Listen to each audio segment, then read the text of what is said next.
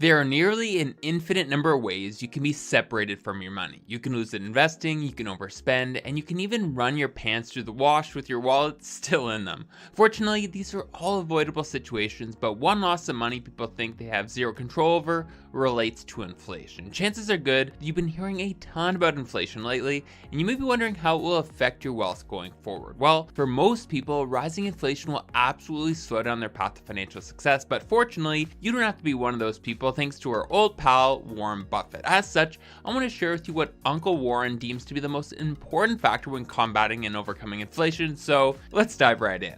There are certain things I don't like to assume. For instance, I don't like to assume people's gender, nor do I like to assume that people find me attractive, which they probably do. Another thing I wouldn't want to assume is that you are aware of what inflation truly is, so let's get that out of the way first before we move on to how Warren Buffett recommends we fight one of the biggest threats to our money. Inflation is defined as a sustained increase in the price of goods and services, which in turn reduces the purchasing power of the money you have. Examples of this are when you go to the store and milk and bread have now shot up in price, or when you take your girl out for dinner and the prices make your eyes pop out of your head more than usual. In short, your money doesn't go as far, and that's a big issue. So the question people often ask me, and one that you may have yourself, is do prices really need to ever go up? I don't know about you, but I prefer to pay less when I go to the store or shop online, and I'd be willing to guess that you feel the same. Well, inflation is a byproduct of three financial phenomena, with the first being demand pull inflation.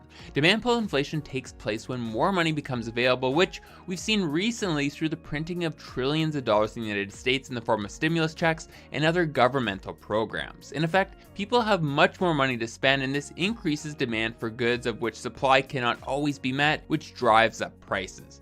Then there's cost push inflation, which is the direct result of production costs rising. Think about how limited natural resources like lumber have been over the past couple of years, and how their rising costs have affected the price of homes in the real estate market.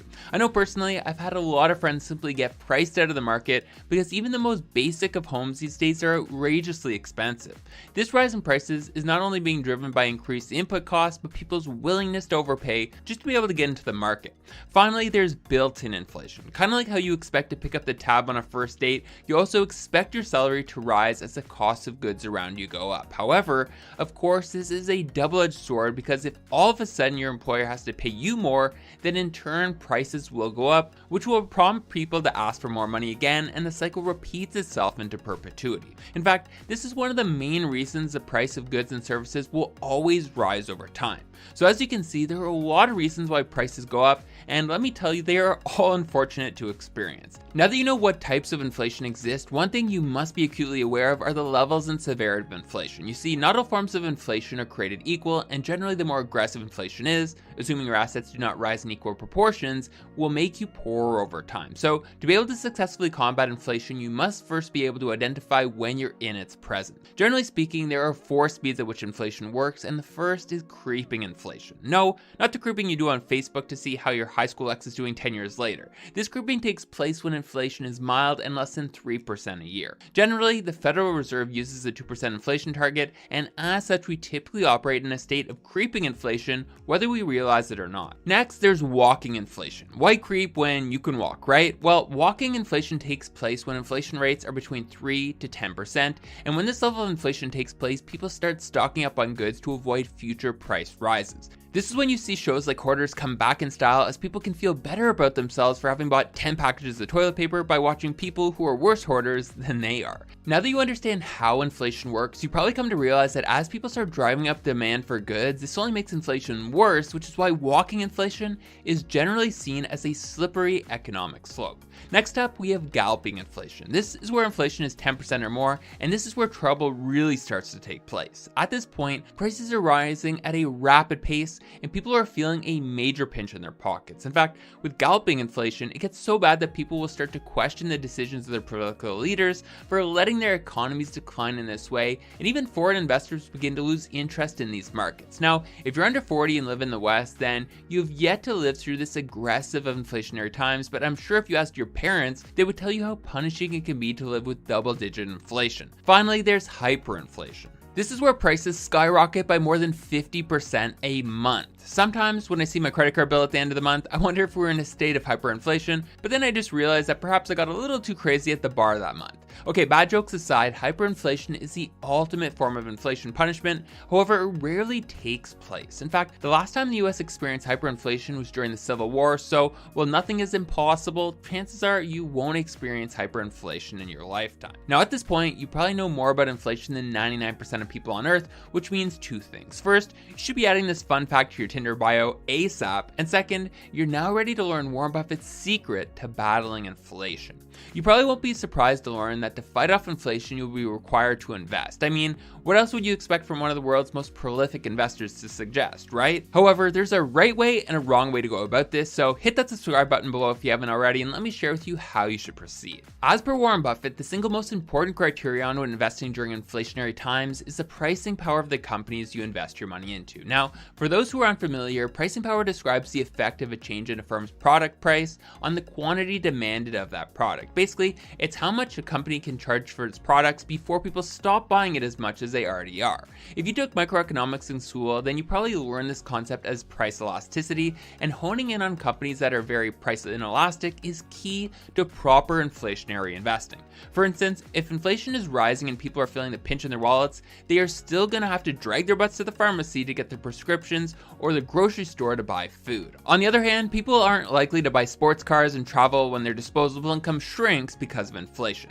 Now, as you would expect, Buffett doesn't just talk the talk when sharing this important advice, but he walks the walk as well. What I mean by this is that as talks of inflation were at their peak back in the summer of 2021, Buffett ensured that his company Berkshire Hathaway's money was placed in companies with solid pricing power. One of these companies was Apple. Now, you're probably thinking to yourself, are people really buying iPads and AirPods when inflation is rising? And the answer to that question is a resounding yes. Even though Apple produces consumer goods, their cult-like following never miss a beat when it comes to acquiring new and existing products and won't jump ship even if Tim Cook decides to raise their prices. This is price inelasticity in action, and is why during the summer of 2021, Berkshire had over $135 billion invested in Apple. In fact, a lot of businesses that you wouldn't expect to be able to raise their prices have amidst these inflationary times, like McDonald's and Starbucks. As it turns out, people need their fix of Big Macs and highly caffeinated drinks more than they thought, and if you indulge in these things from time to time, let me know by smashing that like button below.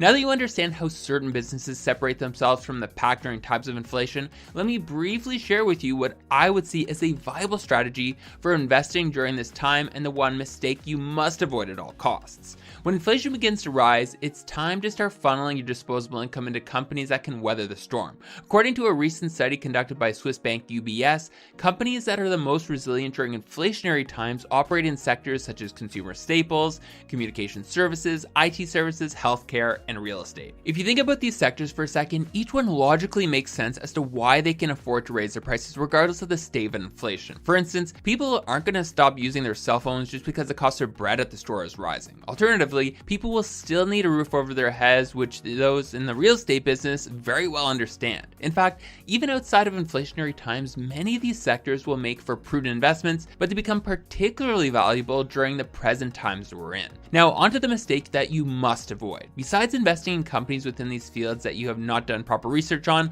the worst mistake you can make during inflationary times is to simply let your money sit idle in the bank. Well, no, actually the worst thing you can do is go out and rack up a whole bunch of debt by overspending, but I assume you're smart enough to know not to do this regardless of the state of inflation we are in.